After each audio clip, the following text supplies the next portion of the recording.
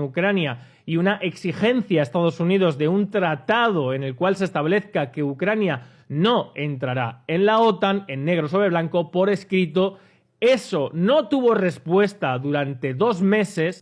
en los que sí se avivó, sí se azuzó el conflicto que ya existía de manera interna en Ucrania desde 2014 por parte de Estados Unidos, llevando a ciertos ataques a la zona prorrusa del Donbass y de Lugansk, lo que llevó a Rusia al reconocimiento de la independencia de esas dos regiones, y una vez reconocidas el 21 de febrero esas dos regiones, el 22 se producen las primeras sanciones y la cancelación del Nord Stream 2 y el primer paso para aislar a Rusia de la economía europea como está buscando Estados Unidos. Y 2 días después se produce la invasión de Rusia el 24 de febrero a Ucrania, ante el peligro que después del reconocimiento y el aislamiento económico se produzca una guerra civil que lleve a una Ucrania del este y una Ucrania del oeste, y la Ucrania del oeste efectivamente termine perteneciendo a la OTAN. A los 2 días de la invasión de Rusia, en 5 tridentes que han buscado y desde el primer momento han cercado las capitales y han hecho inoperativo el país por parte de las autoridades gubernamentales, se pedía parlamentar con el gobierno de Zelensky planteando las 3 exigencias que están planteando ahora mismo. Y en ese momento la Comisión Europea planteó que de manera urgente se podía meter a Ucrania en la Unión Europea. Se dijo por parte de la OTAN y Estados Unidos que se podía plantear la inclusión en la OTAN de manera urgente,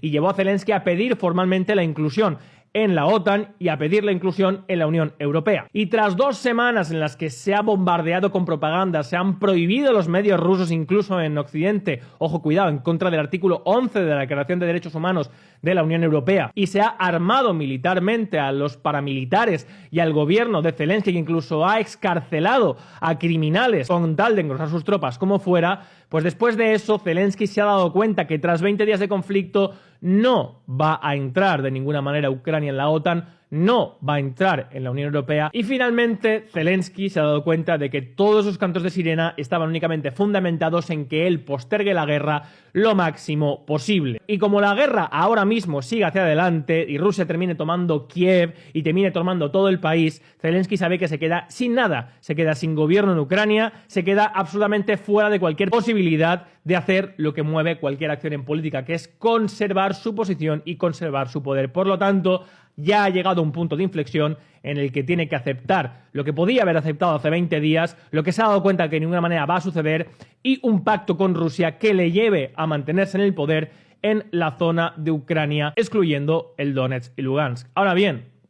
después de todo esto, hay una segunda lectura más profunda que yo os digo que no va a llevar a la paz en Ucrania. Y es que, en primer lugar, esta acción por parte de Zelensky va a provocar la fragmentación dentro de sus propias filas con los más extremistas, con los neonazis que están integrados dentro de su facción contra Rusia, y ellos no van a aceptar que Zelensky les diga que no pueden entrar en la OTAN, entre otras cosas porque llevan en guerra civil desde 2014 justamente con eso. Y lo peor del todo es que esas agrupaciones dentro de Ucrania ahora mismo ya están armadas con armamento americano y con armamento europeo y español. Y eso, aunque Zelensky ahora crea que está jugando su última carta, va a ser el principio del fin de Zelensky. Puede que el gobierno ruso, junto incluso con Estados Unidos, le ayuden a mantenerse en el poder en Ucrania durante unos meses o incluso 1 año o 2, pero tarde o temprano ese caldo de cultivo que hay interno dentro de Ucrania, que se ha armado y que se ha exacerbado, va a terminar revolviéndosele contra él por traidor. Y Rusia ya habría conseguido su objetivo,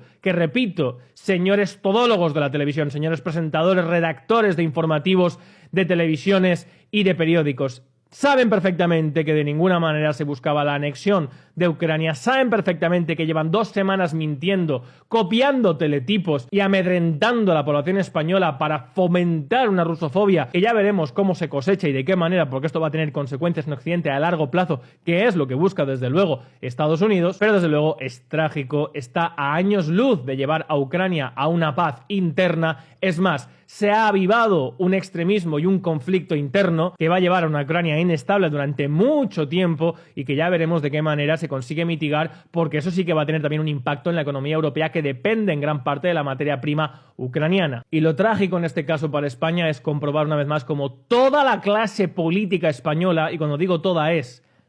toda, está a las órdenes sin cuestionamiento ninguno, intentando aprovechar en ese momento el sol que más calienta de Estados Unidos. Que se mantenga el flujo de crédito por parte del Banco Central Europeo, que se mantenga el mínimo gasto de defensa mientras Marruecos, nuestro potencial y principal enemigo, se arma con los principales cazas y con el armamento de Estados Unidos, y que queden nuevamente postergados en un tercer, cuarto plano de los intereses de la ciudadanía española, como estamos viendo ahora mismo, incluso con los transportistas en pie de guerra por la injerencia de las empresas extranjeras en el transporte dentro de España. Una vez vendido todo el sector primario durante 40 años en España, ahora también le toca al sector transportes. Una vez más vemos cómo nuestro país está en manos de una clase política que se pliega sin cuestionamientos y buscando su permanencia en el poder y su beneplácito en la esfera geopolítica, se plega a los intereses internacionales en contra de los intereses de los ciudadanos españoles. Lo ideal en España es si en España hubiera un sistema democrático fundamentado en los límites y en contra de los políticos,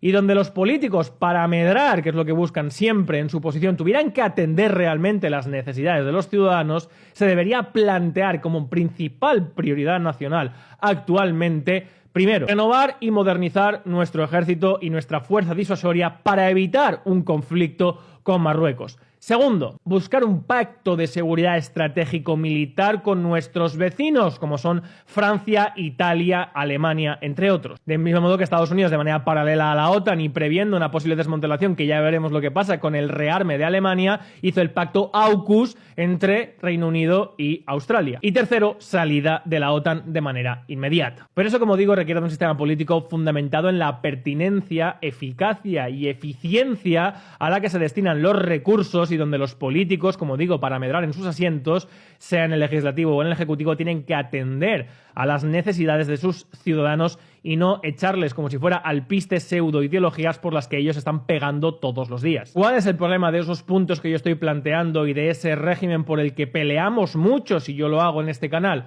Pues que sí, no se puede robar. Pero tranquilos, que cada día somos más y tarde o temprano llegará. Gracias por escucharme, darle like, compartir el vídeo si os ha gustado. Salud y libertad colectiva.